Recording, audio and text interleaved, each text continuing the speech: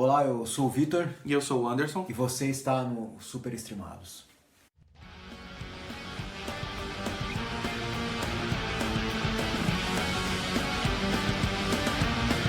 Bom, hoje nós vamos falar que, pra mim, por enquanto, é o episódio mais pesado da série What If. É o episódio mais pesado.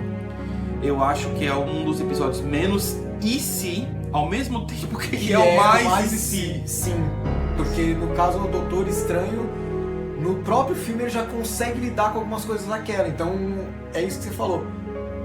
É o menos e o mais, porque se a gente olhar, é bem complicado. É um paradoxo total esse episódio. Sim. As únicas partes que eu vi de piada foi ali o Wong, um alíviozinho cômico. Sim. E a parte da brincadeira do nome, né? Do nome Armani. Sim. Mas no, Né? no todo o episódio... Mago Armani, ele não, é estranho. Não, todo nome é estranho.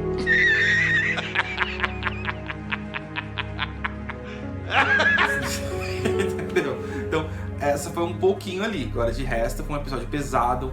Um episódio que faz você parar pra pensar em muitas coisas.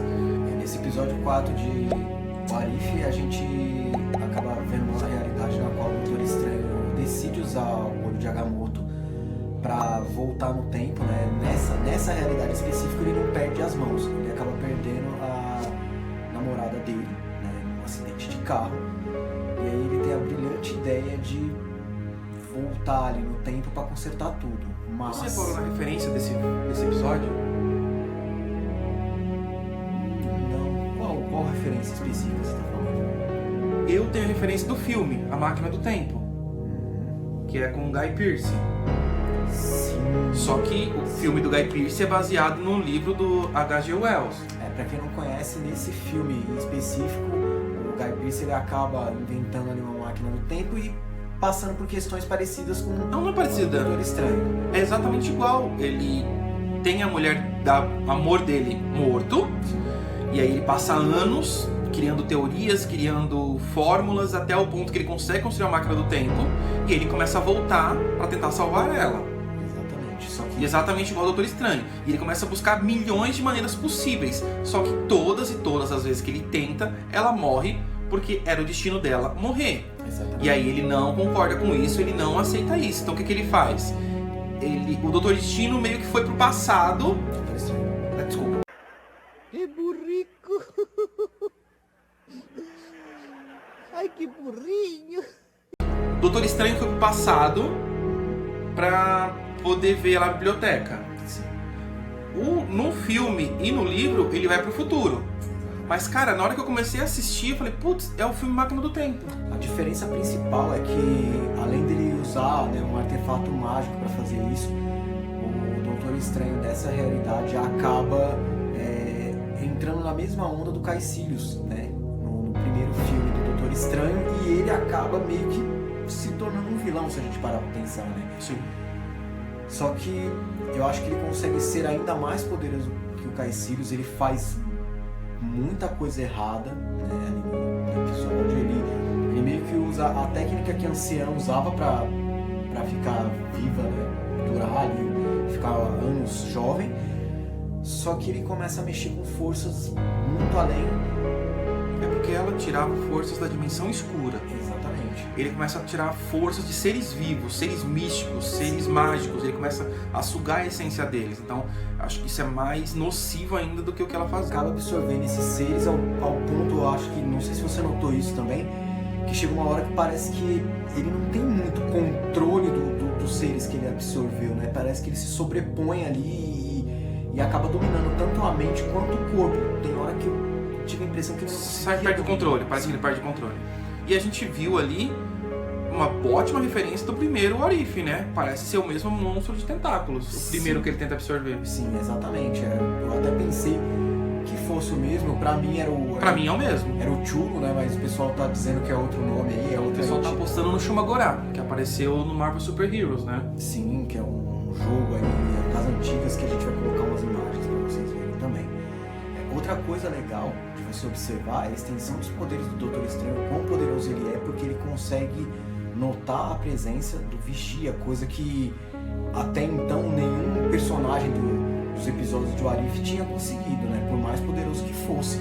Cara, é a primeira vez que o Vigia tem uma interação com algum personagem. Exatamente, ele consegue não só notar a presença, como ele chega até mesmo a conversar com o Vigia e meio que cobrar ali uma resolução do problema. Só que o Vigia ele fala, cara, eu não sou um deus, você também. Eu acho que o episódio ele ficou pesado nesse sentido.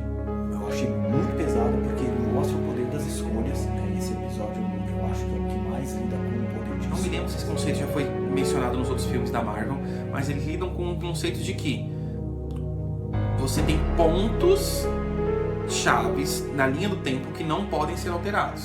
Sim. Então aquele ponto específico não pode ser alterado de jeito nenhum. Existem outros pontos que você pode voltar e isso não está estando transtorno, mas pontos específicos, pontos chaves ali, não podem ser mudados.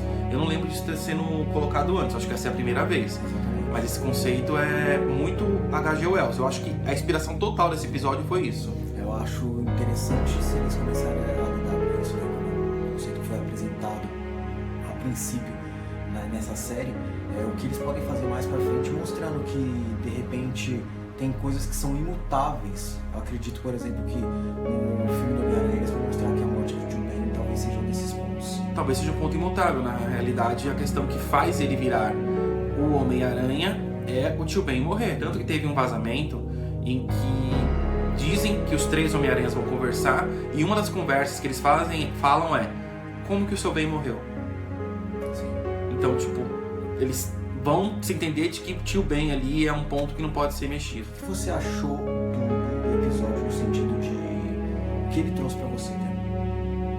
Não o episódio em si, mas o que ele trouxe, A reflexão que você falou mesmo, da questão de escolhas, do peso das escolhas, dessa questão de não ficar preso no passado, em que o passado, ele muitas vezes não te ajuda, então você tem que aprender com o passado e seguir em frente. Se você ficar preso no que já foi, você acaba perdendo o futuro. Você lembra o cara falando lá com ele? Ele falou, nossa, o que aconteceu com você? Ele falou, o tempo, meu amigo, o tempo.